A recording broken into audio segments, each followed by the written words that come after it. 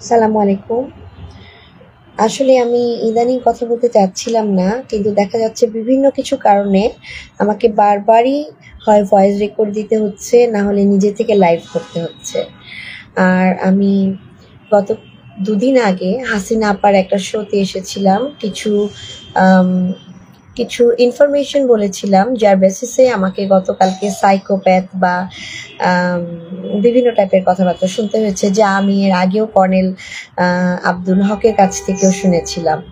তো এটা উনারা যেহেতু সমগোত্রীয়, উনারা এই ধরনের বলতে পারেন, এটা আমি বিশ্বাস করি। তো যাই হোক, আমি কিছু বেসিক কথা বলতে চাচ্ছি। এটা অ্যাকচুয়ালি কারো বিরুদ্ধে গেলে বিরুদ্ধে, পক্ষে গেলে পক্ষে। প্রথম কথা হচ্ছে, আমার কাছে কিছু চ্যাটিং রয়েছে, ভয়েস রেকর্ড রয়েছে। তার মধ্যে আমি যেটা বলতে চাচ্ছি যে, আমার হাসব্যান্ড তো মিসিং, এই কথাটা আমি প্রথম থেকে বলে যাচ্ছি। তো যখন 2024-এর সেপ্টেম্বর অক্টোবর মাসের দিকে আমার সাথে লেফটেন্যান্ট কর্নেল হাসিন ভাইয়ের পরিচয় হলো ফোনে, তখন উনি বললেন যে, ভাবি আপনি সব ভাবিদেরকে এক করেন, এক করে আমরা একটা ট্রাইব্যুনালে আইসিটিতে মামলা করি। তো আমি চেষ্টা করতে গিয়ে ব্যর্থ হই। আমাদের যে অন্যান্য ভাবিরা আছেন, তারা খুবই কম সংখ্যক একটা গ্রুপ। তারা হচ্ছেন যথেষ্ট পরিমাণে আওয়ামী লীগ থেকে সুবিধা নিয়েছেন এবং বর্তমানে তাদের এগেনস্টেই কথা বলছেন। তো যাই হোক, তো উনাদের সাথে বসতে গিয়ে আমাকে এবং আমাকে সাপোর্ট করাতে মিসেস মুমিন ভাবি দুজনকেই যথেষ্ট পরিমাণে নোংরা কথাবার্তার শিকার হতে হয়েছে। এবং উনারা যে ভয়েস চ্যাটিং করেন বা ফোন কলে যে কথাগুলো বলেন, সেগুলো আমি রেখে দিয়েছি যে আমি সময় মোতাবেক আমি সেগুলো কোর্টে পেশ করব। তো এখন আসি মূল কথায়, যে আমি কর্নেল হাসিন ভাইয়ের কথায় আমি ট্রাই করি ভাবিদেরকে এক করতে, বাট আমি পুরোপুরি ফেইল করি। ইভেন যখন আমরা যেই মুহূর্তে আমরা ৩০ ডিসেম্বর ২০২৪-এ যমুনা ভবনে যাই প্রফেসর ইউনূসকে জানাতে, সেই মুহূর্তে গিয়েও আমি অনেক কিছু বলে আসতে পারিনি, আমাকে সেই সুযোগটা দেওয়া হয়নি। শুধুমাত্র আমাকে সাপোর্ট করে যান কর্নেল হাসান নাসির ভাই এবং কিছুটা পরিমাণ লেফটেন্যান্ট কর্নেল হাসিন ভাই।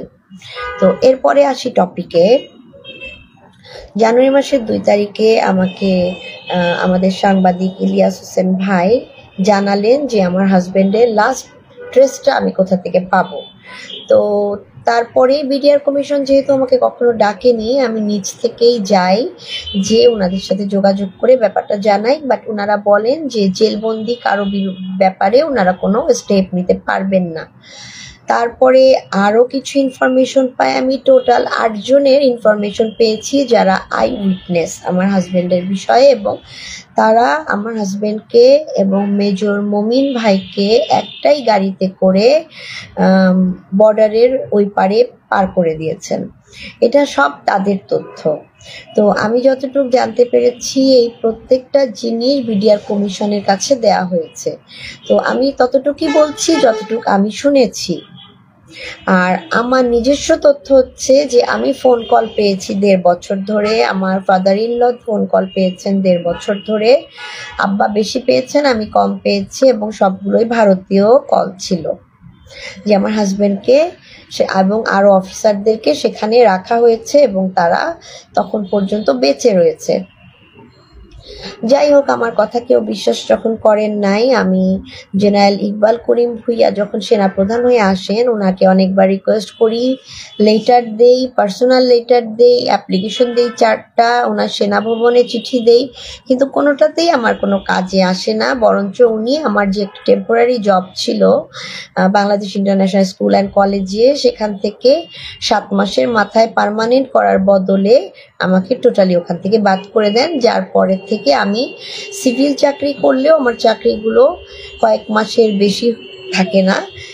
সেই সমস্ত প্রতিষ্ঠানগুলোকে বলা হয় যে তাদের লাইসেন্সগুলো ক্যান্সেল করা হবে। তো এই কথা আমি বহুবার বলেছি, এই জন্য আর ডিটেলসে যেতে চাচ্ছি না, বাট আমি আসতে চাচ্ছি কর্নেল হাসিনের বিষয়ে। লেফটেন্যান্ট কর্নেল হাসিন ভাইকে আমি নিজের বড় ভাই মনে করতাম, কারণ ওনার কাছ থেকে ওনার যে কষ্টের কথা আমি জানতে পেরেছি, ওভারঅল আমি ওনাকে প্রচণ্ড শ্রদ্ধা করতাম। তো যমুনা ভবনে যাওয়ার আগের দিন মানে 29 ডিসেম্বর 2024-এ আমি ওনার বাসায় যাই। ওনারই আরেক কোর্সমেট ভাবি বলেন এবং আমার সাথে মিসেস মমিন ভাবিও ছিলেন। ওখানে যাওয়ার পর ওনার যে মিসেস ছিলেন হাসিন ভাবি, ওনার বিহেভিয়ার একেবারেই অন্যরকম ছিল। মানে একজনের বাসায় যাওয়ার পর এই ধরনের আচরণ আসলে শোভনীয় ছিল না। তো যাই হোক, ওনার মেয়েরা খুবই সুন্দরভাবে আমাদের এন্টারটেইন করেন, এতটুকুই। কিন্তু এর পরের থেকে আমি হাসিন ভাইকে আমি টোটাল লাইফে 4 বার কল দিয়েছি, কিন্তু হাসিন ভাইকে ফোন দিলে ওনার যে মিসেস আছেন শামিমা ভাবি, উনি প্রচণ্ড রাগারাগি করেন এবং আমার সাথে মিসবিহেভ করেন। একটা পর্যায়ে একদিন হাসান নাসির ভাবি, হাসান নাসির ভাই ওনাদের সাথেই থাকেন, মিনহাজ ভাই এবং হাসিন ভাই এবং আমরা এই কয়জন ছিলাম ওখানে। হাসিন ভাবির ফোন আসে, সেই ফোনে হাসিন ভাবি বারবার জানতে চান যে আমি আছি কিনা উপস্থিত, মানে আমি যদি থাকি তাহলে ওনাকে নাকি ঝাড়ু পেটা করা হবে। তো এটা আমার জন্য অত্যন্ত লজ্জাজনক, কারণ হাসিন ভাই আমার বাবার বয়সী হবেন। যদি বাবার বয়সী নাও, আমার বাবা 1960-তে জন্ম নিয়েছেন। তো আমার বাবা যদি খুব এর থেকে বেশি হয়ে থাকেন, হয়তো বা খুব কম বড় হবেন হাসিন ভাই থেকে। তো যাই হোক, মূল ব্যাপারগুলো হয়ে যায় এখানে যে বিডিআরের সৈনিকদের পক্ষে আমি সবসময় কথা বলছি, কিন্তু বিডিআরের যে সৈনিক হচ্ছে অ্যাবিউজার ছিল বা রেপিস্ট ছিল কিংবা মার্ডারার ছিল, তাদের পক্ষেও কথা বলতে হবে, কারণ তারা নাকি ভুল করেছে। এটা তো আসলে মানানসই না। তারা যদি ভুল করে থাকে তাহলে আমাদের যে আর্মি অফিসার ভাই বা যে কোনো দলের যে কোনো মানুষ যদি কোনো পরিস্থিতিতে পড়ে খুনের সাথে বা কোনো অপরাধের সাথে জড়িত হয়, তাহলে তো সারা বাংলাদেশের সবাইকেই মাফ করে দিতে হবে, রাইট? আমি এই জিনিসটা মানতে পারি না। এখান থেকে আসলে স্টার্টিং, এবং একটা পর্যায়ে যে ইকবাল করিম ভুইয়া সম্পর্কে আমি কোনো কথা বললেই আমার উপর হাসিন ভাই ক্ষিপ্ত হতে থাকেন।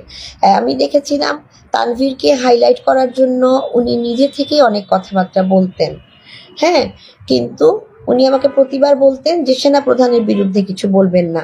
তো আমার কথা কখনোই কোনো সেনাপ্রধানের বিরুদ্ধে না, ইভেন মঈনু আহমেদের বিরুদ্ধেও না, কারণ সেনাপ্রধান হচ্ছেন একটা ইনস্টিটিউট আমার কাছে। তাদের অপরাধের শাস্তি হবে, বাট সেনাপ্রধানের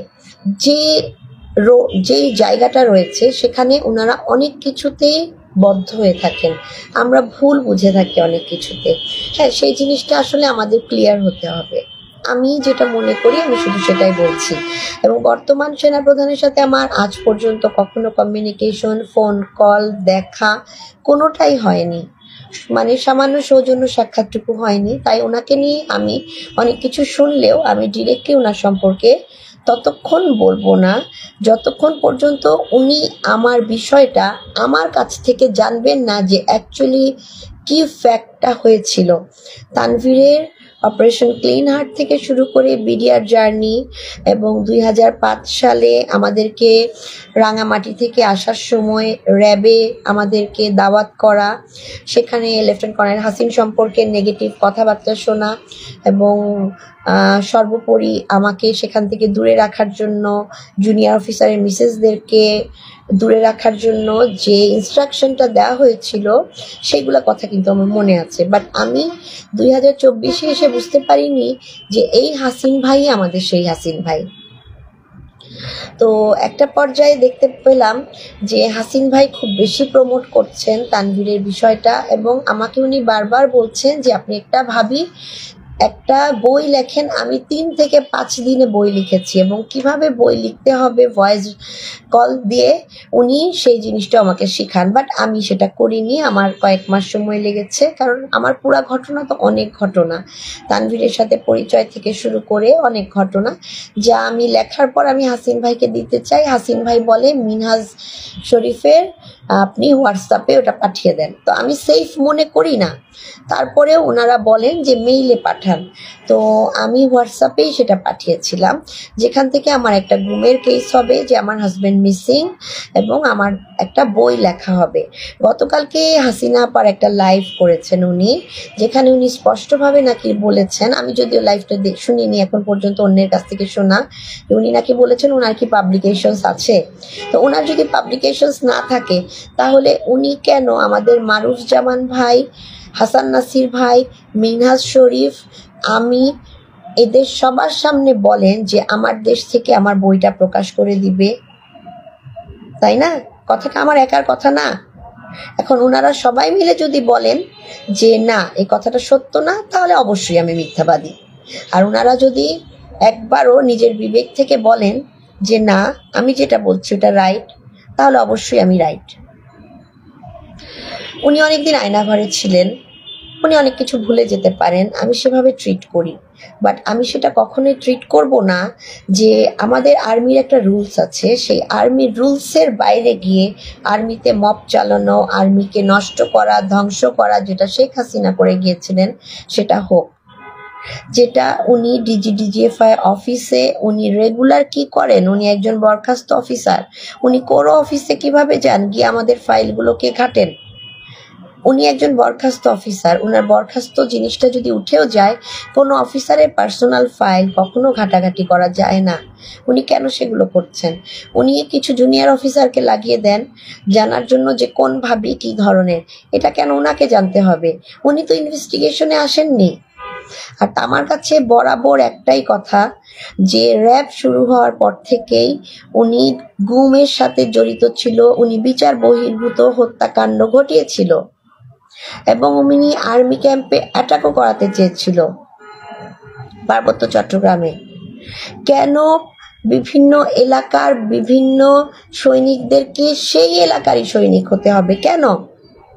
বাংলাদেশ আর্মি বা সশস্ত্র বাহিনী তো সেই জন্য না। পুরোটা বাংলাদেশের ম্যাপ ঘিরে তারা কাজ করবে, প্রয়োজনে দেশের বাইরে গিয়ে তারা কাজ করবে। এটাকেই বলে হচ্ছে গিয়ে সশস্ত্র যোদ্ধাদের কাজ, সশস্ত্র বাহিনীর কাজ, যেটা আমি বুঝি। এবং আমাকে উনি যা ইচ্ছা তাই বলুক, তাতে আমার কিছু যায় আসে না। তবে ওনার মেয়ে এবং ওনার ওয়াইফ আমাকে যেভাবে ইনসাল্ট করেছে, আমার কাছে চ্যাটিংগুলো তো অ্যাটলিস্ট আছে, যেগুলো আমি ইনশাল্লাহ দিয়ে দিব আমার ফেসবুকের মধ্যে। তো আপনারা আমাকে ঠিক মনে করেন বা ওনাকে ঠিক মনে করেন, সেটা আপনাদের বিষয়। কিন্তু আমার কথা হচ্ছে, ওনার দ্বিতীয় গুমের সময় উনি কি আদৌ আয়না ঘরে ছিল নাকি উনি অন্যের হয়ে কাজ করত, সেটার ইনভেস্টিগেশন করা হোক, সেটার ইনভেস্টিগেশন করা হোক। উনি দেশপ্রেমিক না এটা আমি বলবো না, উনি দেশপ্রেমিক ছিলেন, বাট উনি দেশপ্রেমিক নাই। ওনার কাছে এই মুহূর্তে দেশপ্রেম বলতে কি বোঝায়? ইকবাল করিম ভুইয়াকে একটা পজিশন দেওয়া, কারণ ওনাকে পার্সোনাল ফেভার করা হয়েছিল, সেটাই। আমি সত্যিই ভীষণ সিক, তারপরে আমাকে বাধ্য হয়ে কথাগুলো বলতে হচ্ছে। আমি অতি সাধারণ মানুষ, আমার কিচ্ছু চাওয়ার নাই। আমার চাওয়া বিডিআরে যতগুলো ভিকটিম ফ্যামিলি, যতগুলো হত্যা হয়েছে, সেটা হোক অফিসার, হোক সৈনিক, হোক সেটা সিভিলিয়ান, প্রত্যেকের সঠিক বিচার হতে হবে, তাদের পরিপূর্ণভাবে পুনর্বাসন হতে হবে, তাদের নিরাপত্তা দিতে হবে। বাট কর্নেল হাসিনের জন্য যে চিঠিটা আসছিল দরবার হলে যাওয়ার, উনি কেন সেখানে পৌঁছান নাই? এবং আমার বইয়ের লেখার কাগজ দিয়ে কেন মেজর জাহিদের কেসের কাগজের পাতায় যুক্ত করা হবে? মেজর জাহিদের ঘটনা অনেক পরের ঘটনা। আমার হাজবেন্ড সরাসরি সেখান থেকে সর্বপ্রথম ইউনিফর্মের গুম অফিসার, সেটাকে প্রায়োরিটি দিতে হবে। প্রফেসর ইউনূস স্যার, আপনাকে তার প্রায়োরিটি দিতে হবে। আপনাকে আমরা নিয়ে এসেছি, আপনি কোনো আন্দোলন করেননি স্যার। আপনাকে দেশের ছোট ছোট বাচ্চারা নিয়ে আসছে, দেশের মানুষ নিয়ে আসছে আমাদের সঠিক বিচার করার জন্য, আমাদের পুনর্বাসনের জন্য, আমাদের শান্তির জন্য, আমাদেরকে অবহেলা অনাচার থেকে বাঁচানোর জন্য।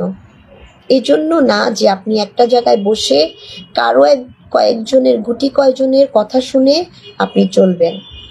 স্যার, আপনার কাছে আমাদের এক্সপেকটেশন অনেক বেশি, এবং আমরা আইন উপদেষ্টা এবং স্বরাষ্ট্র উপদেষ্টাকে কোনোভাবেই চাই না, সেখানে আমরা অন্যদের চাই। আমি অবশ্যই হাসান নাসির ভাইকে সাজেস্ট করব এবং রিয়ার অ্যাডমিরাল মোস্তাফিজ ভাইকে আমি সেখানে সাজেস্ট করব। যদি মনে করেন আমার বিষয়টা বিবেচনাযোগ্য, বিবেচনায় নেবেন। আমরা সঠিক বিচার চাই, আমরা আমাদের সার্বভৌমত্ব রক্ষা চাই, আমরা বাঁচতে চাই। আমরা যে বাংলা ভাষার জন্য যুদ্ধ করেছিলাম, আমাদের যে বড় যারা গুরুজন আছে এই যুদ্ধটা করেছিলেন, সেই বাংলাদেশ যেন বাংলাদেশই থাকে।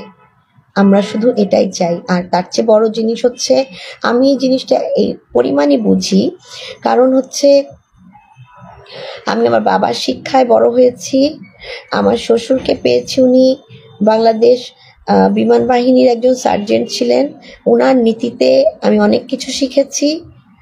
আমি আমার দুই ফুপুর কাছ থেকে জিয়াউর রহমান সম্পর্কে অনেক কিছুতে জেনেছি, এবং দেশ সম্পর্কে যে ধরনের নোংরা কথাগুলো বলা হয় জামাত ইসলামকে নিয়ে, সেগুলোও সঠিক নয়।